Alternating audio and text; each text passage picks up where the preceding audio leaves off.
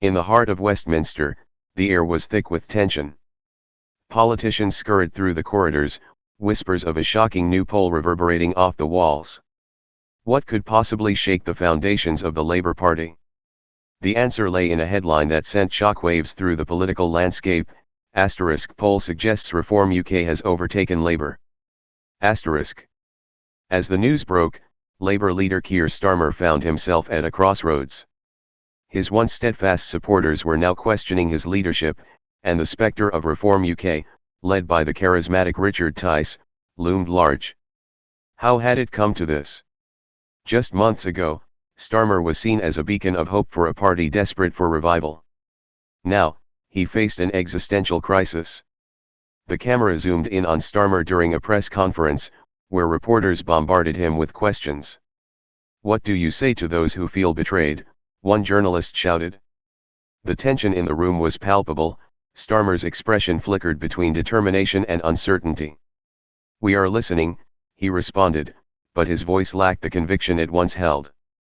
Meanwhile, across town, Richard Tice was reveling in his newfound momentum. In a packed pub filled with supporters, he raised a glass and declared, "This is just the beginning. The people are ready for real change." Cheers erupted as his followers rallied around his vision for a new Britain. But how long could this enthusiasm last? As the days passed, the polls revealed a startling trend. Reform UK was gaining traction among disillusioned Labour voters, particularly in key constituencies. Starmer's team scrambled to understand this shift. What had gone wrong? Was it his stance on crucial issues like immigration and public services? Or was it simply that voters were tired of the same old politics? In a desperate bid to regain control, Starmer decided to embark on a nationwide tour. He aimed to reconnect with voters and reignite their passion for Labour. The first stop was a community centre in Liverpool, where he hoped to address concerns head-on. But as he took the stage, he could feel the skepticism in the room. Would his words be enough to win back their trust? "Labour is back," he proclaimed, but the audience remained silent, arms crossed. An elderly woman stood up and challenged him, "What have you done for us lately?" The question hung heavy in the air, and Starmer's response felt inadequate. As he fumbled for words, the crowd began to murmur, casting doubt on his ability to lead. Back at Reform UK headquarters, Tice was capitalising on Labour's vulnerability.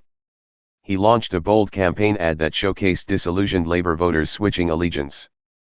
"Join us for a brighter future," flashed across screens as images of smiling families replaced grim statistics about crime and poverty.